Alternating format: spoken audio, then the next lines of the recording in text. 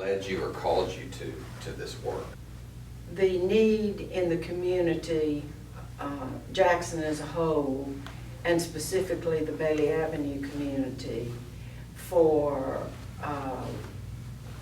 social justice and racial reconciliation and equality of opportunity is what drew me to this job. The slate was more or less blank. I could do whatever the community seemed to need, and that was also very appealing to me. Well, so it's interesting, the sort of a parallel path a couple decades later in terms of my ending up here. My connection to it was personal. One was that I knew about it because of my dad, who knew about it because of you, I think, as my father was a volunteer physician at some point during the life of the clinic that ran from, I guess, roughly 1969 or 70 until 1980. Until 1980, until Right. you left, and it really connected with, I think, some skills that I had, but mostly the values that I was trying to understand around building a better world than I think that I saw, and that was in the mid-1990s. So. And I didn't realize in 1969, when I took this job, how much of an opportunity I would have to try to live out my values of equality of opportunity, racial justice, racial reconciliation.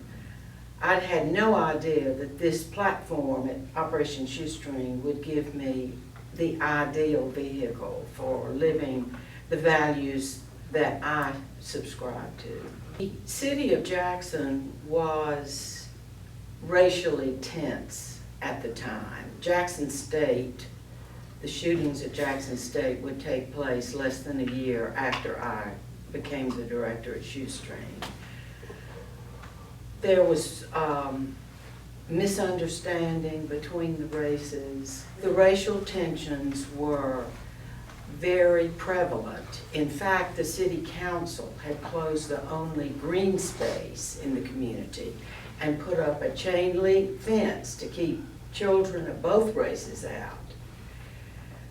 The intent was to keep African American children out, but they punished both races by throwing up the fence. What were the things that felt, and then and maybe still feel today, as real victories or accomplishments or evidence of forward movement? Opening the park, and the facilitators at Shoestring on the staff helped the local residents organize, go to city council, and I would like to say ask for the park to be open, but it was really demand that the park be open for the safety of their children. Well, it's sort of an interesting space. I think one of the things that we have really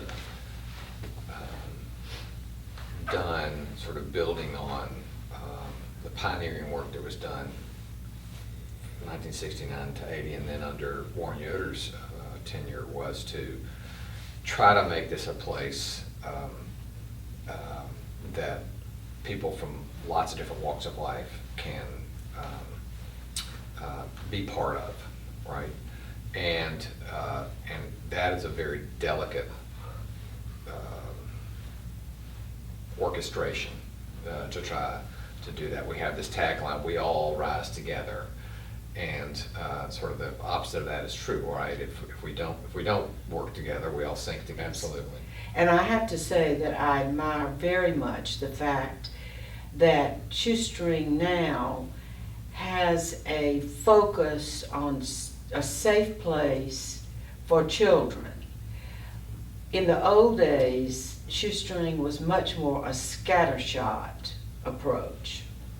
We did this, we did that, we did the other, some of which we did well, some of which we're not successful in doing at all.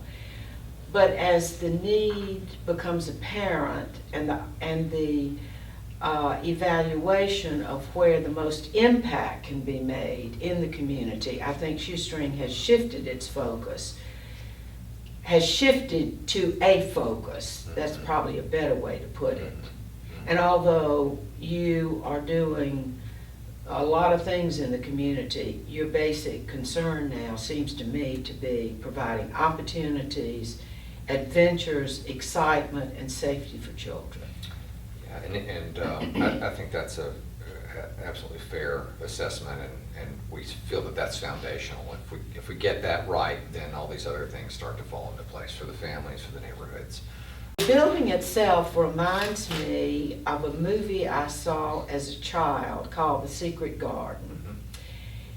The movie is shot in black and white until the children take the bereaved father, whose wife had died in the garden, into their garden that they themselves have restored. And it's all in Technicolor. So you walk off the street in Bailey Avenue into the Shoestring building, and it's like you've walked into a Technicolor world, a secret garden. It's not secret, and it's a safe, happy, exciting, adventuresome place for children. And I could not feel more happy about the fact that Shoestring, 50 years later, brings that sort of feeling to mind for me. It was exciting as a child for me to see that. It's exciting for me as an adult to experience that.